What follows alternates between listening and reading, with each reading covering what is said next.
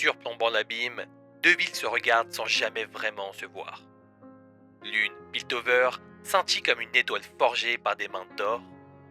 L'autre, Zone, suffoque dans une brume verdâtre, ombre mouvante où les espoirs s'éteignent comme des lanternes à court d'huile. Deux mondes en un. Deux réalités séparées par une ligne invisible mais impitoyable, représentant un sujet bien réel et contemporain, la lutte des classes. Vous avez certainement vu la série Arcane. Au cœur de cette œuvre, magnifiquement dessinée par le talentueux studio français Fortiche, on retrouve au cœur de l'intrigue deux cités, l'une étant la némésis de l'autre, Piltover et Zone. Deux faces d'une même pièce. Si on devait décrire cette fracture en quelques mots, ce serait l'abondance contre la survie, l'ascension contre la stagnation, l'élite contre le peuple. Mais ces villes ne sont pas qu'une simple invention fictive. Elles représentent en quelque sorte un miroir tendu vers nous qui nous renvoie à nos propres inégalités dans notre monde moderne, celles qu'on préfère ignorer. Ben ouais, l'histoire de Piltover et Zone raconte avec brio, et aussi celle de Paris et ses banlieues, de New York et ses ghettos, ou encore des gratte-ciels de Dubaï entourés de camps d'ouvriers. Mais cette opposition va plus loin. C'est une métaphore universelle des rapports de pouvoir, une représentation presque archétypale de l'humanité divisée. Dans Arcane, Piltover n'est pas qu'une grande ville prospère. C'est une idéologie, une vision du monde qui place la réussite individuelle au sommet de toutes les autres valeurs. Elle représente parfaitement le rêve de l'élite méritocratique où seuls les plus capables et les plus dignes accèdent aux privilèges. Mais cette vision repose sur une faille fondamentale. Elle ignore les fondations qui la soutiennent. La richesse de quelques-uns repose toujours sur l'exploitation de beaucoup d'autres. Piltover, la cité dorée, incarne l'apogée du capitalisme. Elle brille par son innovation technologique, son raffinement culturel et ses privilèges économiques, mais derrière ces façades luxueuses se cachent des vérités bien plus sombres. Qui rend vraiment cette opulence possible ? Prenons Jace. Ce personnage illustre parfaitement l'idéologie de Piltover. Il est jeune, talentueux, ambitieux et déterminé à transformer le monde grâce à sa technologie révolutionnaire, l'Hextech. Mais même avec ses bonnes intentions, il devient vite un espèce de rouage d'un système qui privilégie ceux qui sont déjà au sommet. Et Jace d'ailleurs ne questionne jamais vraiment les origines de ses ressources ni des conditions de vie à Zone. Il représente, au début en tout cas, l'élite progressiste, convaincue que l'innovation peut résoudre tous les problèmes tout en ignorant les causes profondes des inégalités. À l'opposé, Zone est une ville de survivants. C'est là où l'air est toxique, où les enfants comme Powder, qui deviendra par la suite Jinx, grandissent dans la misère et où les adultes comme Vander se battent pour maintenir un semblant d'ordre dans un chaos écrasant. Zone, c'est un peu le ventre du monde, celui qui digère les déchets de Piltover et qui en ressort une force brute qui est souvent destructrice. Et dans tout ça, on a Silco qui incarne une autre facette de la lutte des classes. Silco, c'est la rage de l'opprimé qui n'en peut plus et qui est transformée en une espèce d'ambition totalitaire. Et bien qu'il soit un rebelle face à l'élite de Piltover, il finit par reproduire les mêmes structures de pouvoir au sein de Zone en manipulant les masses pour ses propres objectifs et la concrétisation de son propre rêve. Ils vivent au sommet des tours, là où les nuages semblent leur promettre l'éternité. Nous vivons en bas, dans l'obscurité, là où même le soleil refuse de nous regarder.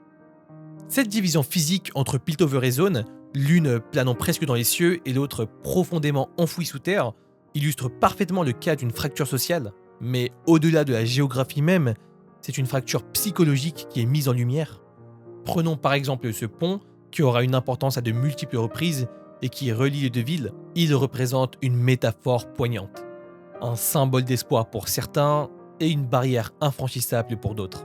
Ce pont rappelle des réalités bien connues dans notre propre monde, des barrières invisibles mais puissantes qui séparent les classes sociales. Et chez nous, on n'en manque pas d'ailleurs. On pense aux gratte-ciel de Manhattan entourés par les quartiers pauvres du Bronx, les bidonvilles qui jouxtent les immeubles ultra modernes de Mumbai, ou encore les travailleurs migrants à Dubaï, invisibles dans l'ombre des tours qu'ils construisent.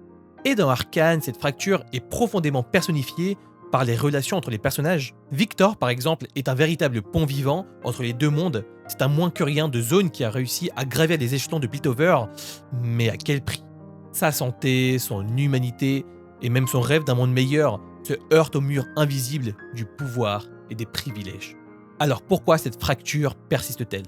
La réponse se trouve peut-être dans la machine sociale elle-même, un système conçu pour maintenir l'ordre établi.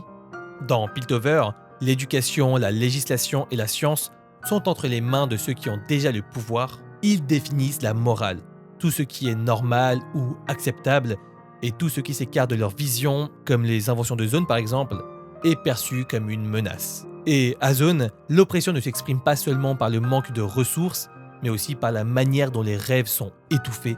Les enfants comme Powder grandissent dans un environnement où l'espoir est une rareté, voire même une désillusion. Vander lui-même le résume bien en pensant qu'à Zone, on ne rêve pas, on survit.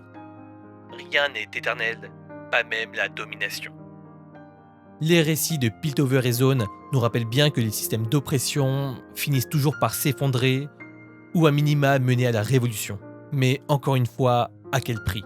Dans Arcane, la rébellion éclate bel et bien, mais elle ne garantit pas la liberté pour autant. La lutte des classes reste un cycle et la question demeure, est-ce qu'on peut le briser ? Le problème fondamental n'est pas la rébellion, mais ce qui suit. Silco, en tant que révolutionnaire devenu tyran, montre que même les mouvements pour la justice sociale peuvent être corrompus. La vraie question est comment construire un pont entre les classes, non pas pour exploiter, mais pour unir. Une question utopique, mais qui est au cœur de la série et de notre réalité. La solution vient peut-être d'une reconnaissance collective des inégalités, accompagnée de politiques qui tentent de les corriger, mais ça nécessite un effort conscient, un courage pour repenser les structures mêmes de nos sociétés, et ça on sait que c'est pas gagné. Ou alors il n'y a pas de solution sans bain de sang, sans révolution. En tout cas, quoi qu'on choisisse, Arcane n'est pas vraiment une simple série, mais une représentation réaliste des comportements humains dans des sociétés où le progrès absolu n'est devenu qu'une profonde dystopie. En fin de compte, ce n'est pas l'endroit qui définit qui nous sommes. Ce sont nos choix, nos combats et ce qu'on laisse derrière nous. Si ce genre de réflexion vous intéresse, n'hésitez pas à vous abonner, à partager cette vidéo et à laisser un commentaire. On sera super ravis d'en discuter avec vous. Et nous, on se retrouve très bientôt pour discuter des vérités cachées derrière les histoires fictives et exploiter tout ce que ça signifie pour nous et toi derrière ton écran.